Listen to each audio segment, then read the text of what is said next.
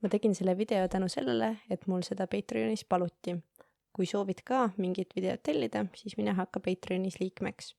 Lisaks leiad sealt kõik minu videod enne, kui nad kunagi üldse YouTube'i jõuavad. Ma arvan, et temperatuuriga on igaüks kokku puutunud, sest temperatuur on see näiteks, et kui me ütleme, et täna on õues -9 kraadi Celsiust, pane jope selga, muidu sul on külm. Või et näiteks õues oli 25 kraadi Celsiust, päris palav oli. Ehk siis temperatuur, see on viis, kuidas me saame väljendada seda, kui soe mingi asi on, kui külm mingi asi on, muutusi selles, kuidas need asjad muutuvad. Kuidas seda mõõdetakse, on tavaliselt, enne vanasti, pigem nüüd on siis ka elektroonilised, aga enne vanasti põhimõtteliselt ainult niimoodi, et sul oli selline, mul ei õnnestu praegu joonistamine, aga põhimõtteliselt sul oli toru ja siis toru sisse pandi mingit ainet, näiteks elavhõbedat, näiteks eetrit.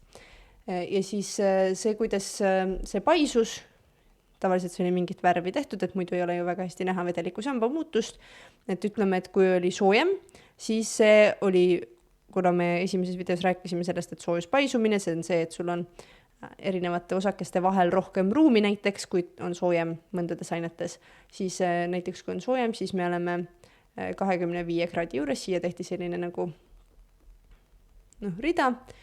Kui oli külmem, siis see tõmbus kokku. Kui elavhõbe või eeter või mis iganes seal kokku tõmbas, siis see vedeliku sammas langes selles kitsas torus, sest see toru suurus ei muutunud, toru suurus oli kogu aeg sama ja on ka praegu. Ehk siis nüüd ütleme, et nüüd me jõudsime näiteks siia -9 kraadini või mis iganes temperatuuriskaalal me parasjagu opereerime. Ja samuti on olemas erinevaid temperatuuriskaalasid. Euroopas, maailmas üldiselt kasutatakse igapäevaelus peamiselt Celsiust. Teaduses kasutatakse sellist skaalat nagu Kelvini skaala. Kelvini skaala põhimõtteliselt on suht sama, ainult et 0 punkt on erinev. Ehk siis kui Celsiuse skaalal me ütleme, et 0 punkt on see, kus vesi jäätub, siis me ütleme, et Kelvini skaalal on 0 punkt see, kus mitte miski enam ei liigu. Ehk siis soojusliikumist mitte üldse enam ei toimu. See on, ja seda nimetatakse ka absoluutseks 0 punktiks. Samuti on olemas näiteks Fahrenheiti skaala. Fahrenheiti skaalat kasutatakse põhimõtteliselt ainult USA-s, Ameerika Ühendriikides, aga sellele ma praegu ei keskendu, sest see on üsnagi vähe kasutuses meie jaoks. Küll aga, mis on oluline, on see, et kuidas teha Kelvinitest Celsiuseid ja vastupidi. Ehk siis, kui ma tahan teha, kõigepealt mul on siin ülesanded sellest, et kuidas teha Celsiusest Kelvinit. Ja kui sa tahad saada Celsiusest Kelvinit, siis mis sa teed? Ütleme, et me tahan Kelvinit saada, siis sa võtad selle temperatuuri, mis sul on Celsiuses, ja siis liidad sellele 273,15. Nii lihtne see ongi. Ehk siis, kui ma alustan nüüd sellest esimesest, siis mis ma tean, Celsiuses meil on siin Celsiusese kraadid olemas, see on 25 ja siis ma liidan sellele 273,15. Ja see on siis erinevus Celsiuse ja Kelvini temperatuuriskaalade vahel. 1 kraad muutub ikka 1 kraadi võrra lihtsalt temperatuur, ainult et see alguspunkt on erinev. Ja seetõttu on ka üsna lihtne neid arvutusi teha. Ehk siis, kui ma need nüüd kokku liidan, siis ma saan, et see on sama, mis 298,15 Kelvinit. Ja nüüd Kelvini puhul on hästi oluline see, et me ei pane siia kraadimärki. Meil ei ole seda kraadimärki seal. Celsiuse puhul on, Kelvini puhul ei ole. Nii, -10 Celsiust ja liidame sellele siis 273,15 ja me saame 263,15 Kelvinit. 0 kraadi Celsiust täpselt sama asi, 0 pluss 273,15 saame 273,15 Kelvinit.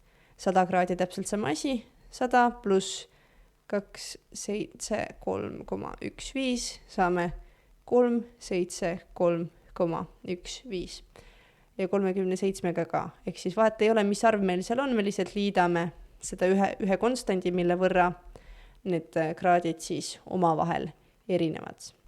Ja kui me jõuame nüüd Kelvinite teisendamise juurde Celsiusteks, siis me põhimõtteliselt teeme väga sarnast asja, aga nüüd me teeme vastupidi. Ehk siis kui meil enne oli niimoodi, et meil oli siin pluss, siis nüüd meil läheb sinna miinus.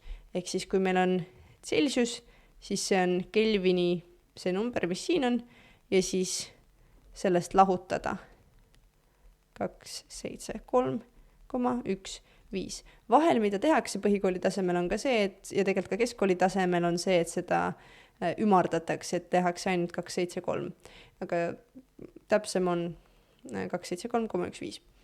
Nii, ehk siis meil on nüüd 300 miinus 273,15 ja me saame, et seltsustesse on see sama, mis 26,85 kraadi seltsust. Ja nüüd jällegi oluline on see, et seltsuse puhul me alati kirjutame selle kraadimärgi ja Kelvini puhul me ei kirjuta kraadimärki.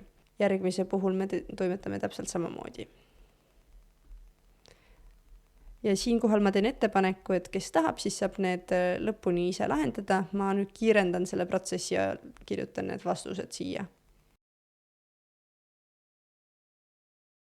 Ja niimoodi teisendataksegi seltsuseid kelviniteks ja vastupidi. Kanali Patreoni toetajad saavad arvamust avaldada selles osas, mis videoid peaks järgmisena tegema ning samuti saavad näha kõiki minu videoid sellest hetkest, kui nad valmis saavad ning ei pea ootama, et need YouTube'i üles laetakse.